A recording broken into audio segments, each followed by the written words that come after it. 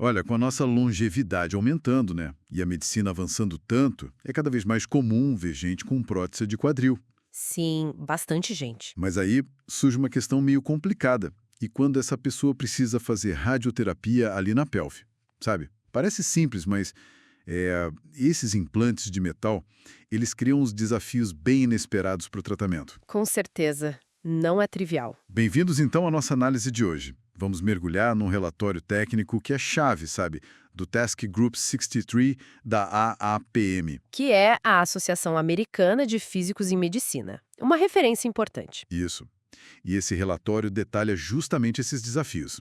Nossa missão aqui é entender como essas próteses de quadril, bom, como elas afetam a dose de radiação que foi planejada. E principalmente como garantir um tratamento que seja seguro e eficaz, mesmo com a prótese lá. Exato. Então, vamos lá, desempacotar isso. Olha, o ponto central aqui é a precisão.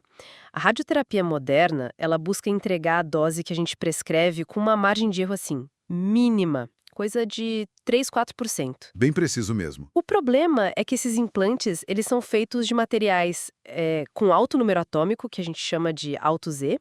Pensa em ligas tipo cobalto cromomolibdênio, ou titânio, ou aço. Uhum. Materiais bem densos. Exato.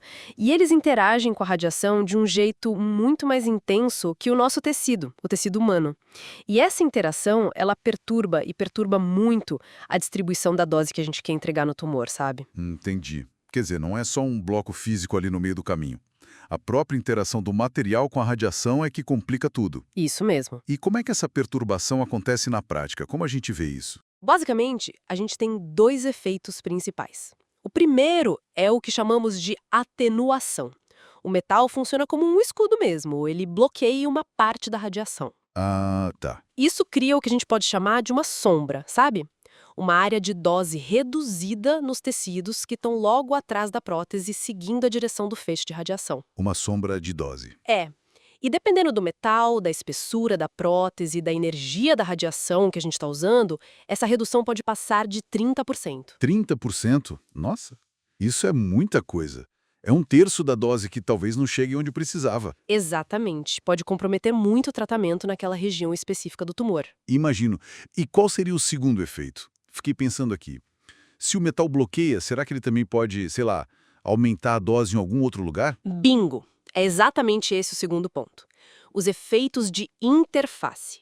Bem ali uma fronteira, na divisão entre o tecido e o metal, a dose pode dar uns picos ou vales bem abruptos. Interface. A bordinha mesmo. Isso. Acontece por causa da diferença na forma como os elétrons secundários se espalham nesses materiais diferentes. São esses elétrons que, na verdade, depositam a dose. Ah, entendi. Os elétrons que a radiação libera. Exato. E na superfície da prótese que recebe o feixe primeiro, que a gente chama de proximal, a dose pode disparar, às vezes mais de 50% acima do que era esperado naquela região. Peraí, mais de 50% de dose extra? Bem ali colado no osso que está em contato com a prótese? Isso. Isso não parece bom para o tecido saudável. E não é mesmo. Pode aumentar bastante o risco de complicações sérias, tipo necrose óssea, sabe? Ainda mais com as doses altas que a gente costuma usar hoje em dia nos tratamentos. Caramba. E sim, o tipo de metal influencia muito nisso.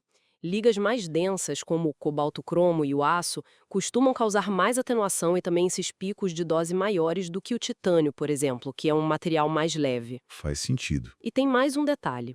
Saber se a prótese é maciça ou se ela é oca por dentro também é crucial.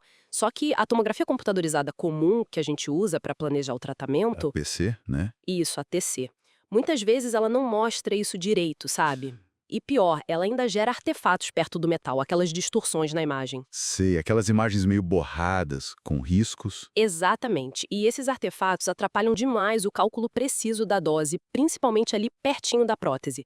Às vezes, usar imagens feitas com o próprio feixe de tratamento pode ajudar um pouco nisso. Entendi. Então a gente tem sombra de dose, tem pontos com dose altíssima e a imagem que a gente usa para planejar pode não ser 100% confiável perto do metal. É complicado pra caramba. Como é que a equipe médica, os físicos, os médicos, como é que eles dão jeito nisso? Ignorar a prótese não dá, né? De jeito nenhum. Ignorar tá fora de questão. A primeira abordagem é, sempre que possível, claro, tentar evitar passar com feixe de radiação bem através da prótese. Mudar o ângulo. Isso, usar ângulos de entrada diferentes, feixes que a gente chama de oblíquos, que meio que contornem o metal. O desafio aí é que, fazendo isso, a gente pode acabar jogando mais dose em órgãos sadios que estão ali perto, tipo a bexiga ou o reto. É uma balança delicada, então. Proteger de um lado, mas cuidar para não expor o outro. Exatamente. É sempre uma busca por esse equilíbrio ótimo para o paciente. Faz todo sentido. Mas e quando não tem jeito? Quando o alvo do tratamento, o tumor, está bem atrás da prótese ou colado nela? Bom, aí a gente precisa lançar a mão de técnicas mais avançadas. Ou para compensar a dose que foi atenuada, ou para modelar melhor o feixe de radiação. Compensar? Como assim? Os sistemas de planejamento de hoje, eles tentam calcular essa atenuação causada pelo metal.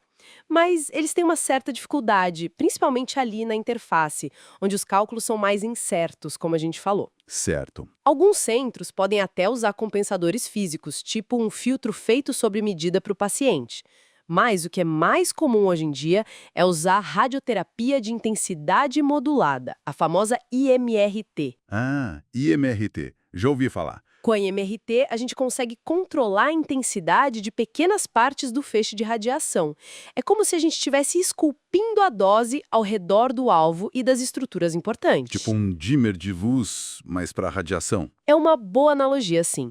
E usando o planejamento inverso, que é quando a gente diz para o computador qual dose a gente quer em cada lugar no tumor, nos órgãos de risco, e ele calcula a melhor forma de entregar essa dose. O computador faz o trabalho pesado do cálculo. Isso. A gente consegue desenhar planos de tratamento bem complexos que entregam a dose certa no tumor, protegem ao máximo os tecidos normais e, ao mesmo tempo, ou evitam a prótese ou limitam a dose que chega nela. Parece um trabalho de altíssima precisão, quase artesanal, mas feito com tecnologia super avançada.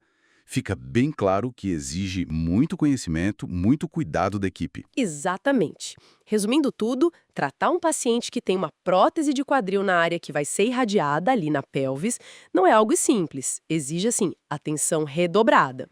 Precisa conhecer bem os detalhes do implante, usar as ferramentas de planejamento com inteligência, sabendo das limitações delas, e às vezes até é necessário medir a dose diretamente no paciente durante o tratamento.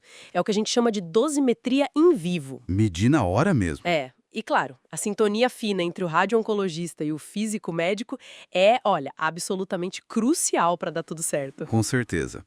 E isso tudo nos deixa com uma reflexão importante, né? Pensa bem.